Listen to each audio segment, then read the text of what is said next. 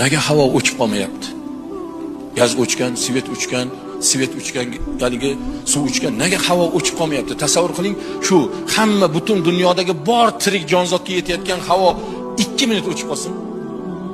2 minut o'chsin. Kim qoladi?